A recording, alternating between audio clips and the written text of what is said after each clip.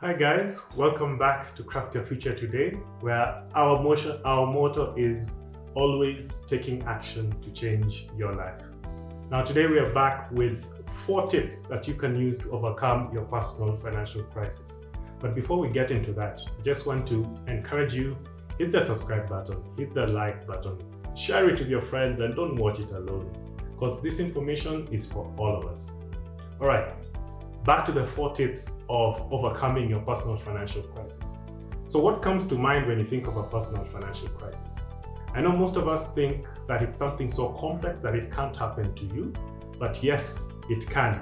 In fact, you could be living a personal financial crisis right now and you don't even know about it.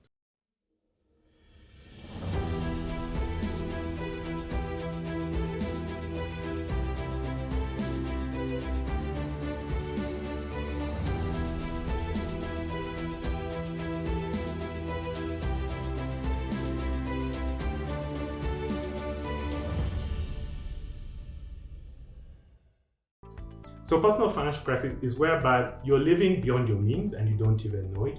You could be taking on 50% or more of your money that you earn is going towards repaying debts. Or you're overloaded with credit cards that are maxed out.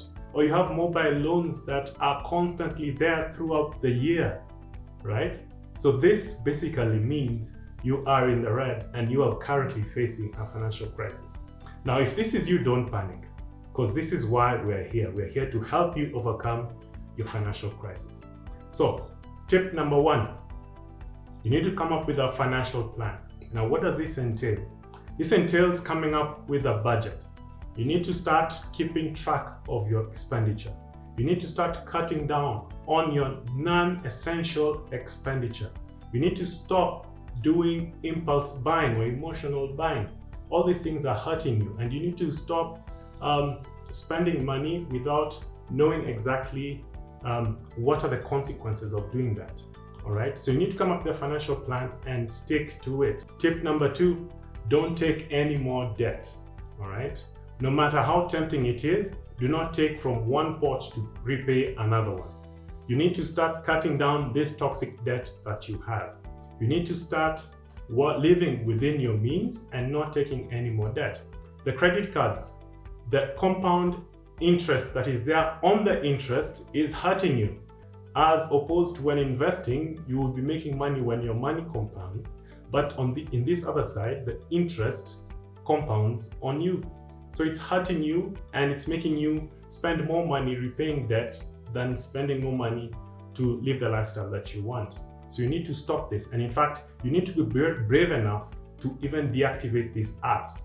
These apps that are making it so easy to access more money, you need to stop it.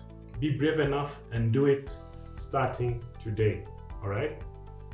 So you've come up with a financial plan where you've come up with a budget. Now you're going to keep track of your money. You're going to cut down on your expenditure. You're going to now keep track. You have the discipline in mind. Then you've decided that you're not going to take any more loans, all right? We've agreed up to there that no more loans. We're going to work on repaying these loans as fast as we can. Now there are several ways that you can repay that debt, and we'll have more info on this, on the different methods. We have the debt avalanche method, the snowball method, and even the consolidation method. So these are ways that you can use to cut down your debt that you have in a much faster way. All right, so tip number 3, you need to find ways to increase your income.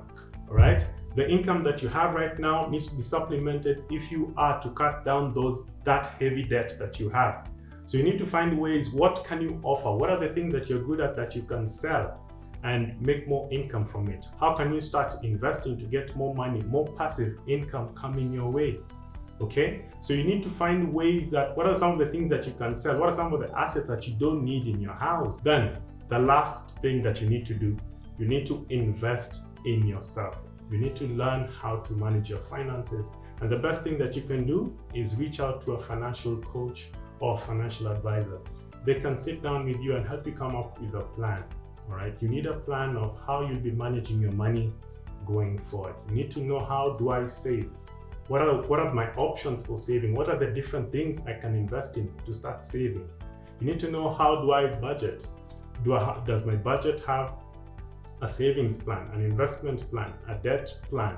Does it have a sinking fund? Does it have an emergency fund? Most of us think a budget is simply a list of expenses, which it is not. It is more of a holistic plan that gets you to your financial goals. So you need to find out, how do I set up an emergency fund?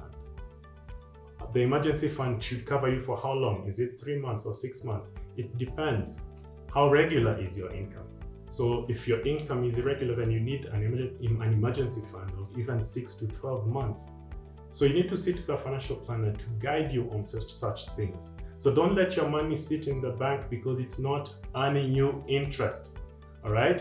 The interest that you're earning from the bank is less than the current inflation rate. So you need to learn what are the different investment options that are there for you that are above the inflation rate. Don't sit back thinking you're doing good when in actual sense you're actually losing money every year. So these are just a few of the tips that I have for you right now. And I want you to stick around. As you stick around, just share this with your friends. Call your friends, subscribe to the channel, share it, like it. And we just want to reach as many people as we can to share this knowledge and get you out of your possible financial crisis. See you in the next episode.